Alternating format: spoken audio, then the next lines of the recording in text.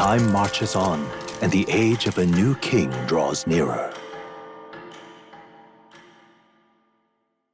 Today's entry will start by saying I am quite an idiot. I didn't know about the bazaar, but thanks to my new knowledge of its existence, I was able to find out about the Forsaken Tower, the augurs that surround it, and more importantly, it's likely the tower I need to conquer for the deed. So I head back to the merchant, and with my new knowledge, I get the location for it. It'll be 2 days from here, but it could have been done on my long trip.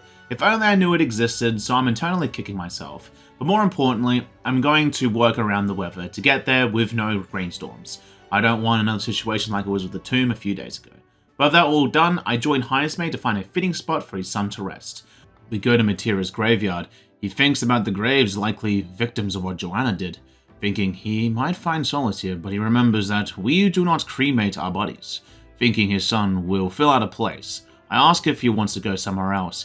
He thanks me as we head to a new location. He suggested a forest. He is unsure, seeming peaceful at a first glance, but he can sense it, pattering footsteps from the beast among the trees.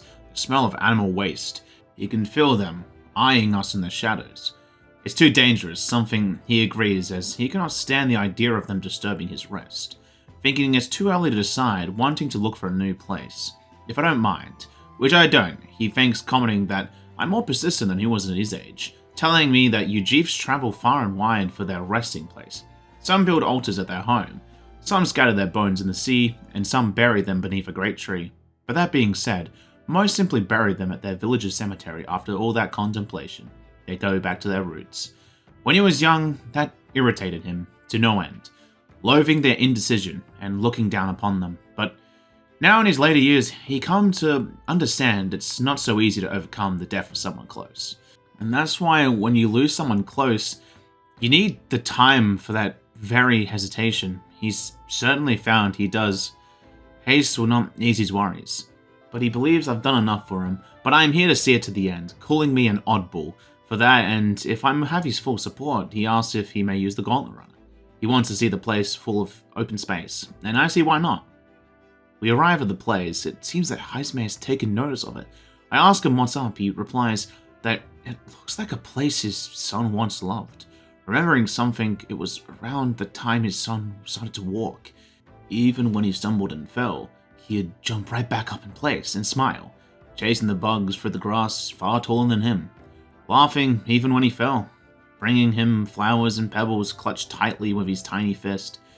Even now, he feels he may burst out of the grass at any moment, but he knows it's an empty fantasy.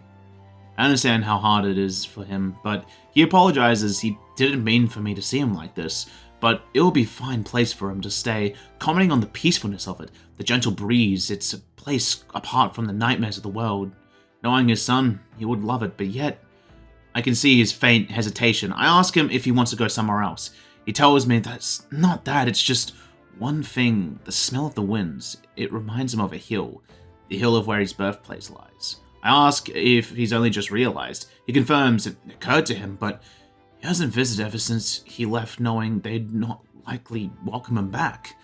He talks about fond memories, and I'm getting impatient. We should just go already. He thinks if his son would like it. He never got to see the place with his own eyes before he died. But he knows his son should get every option possible, adding that walking the ground with me, he finds himself determined to return to that place once more. It feels like he would have never realized that alone, grateful for our path crossing. I'm glad I can make an impact on his life, especially when his son is involved, as a bond goes stronger. He thanks me once more for putting up with his indecisiveness, and calls it for a day, telling me that he'll call upon me when the time comes. And that's it for today.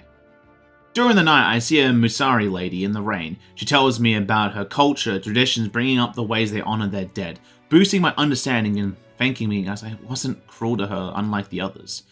That's sad to hear, honestly, but I wish her the best and head home.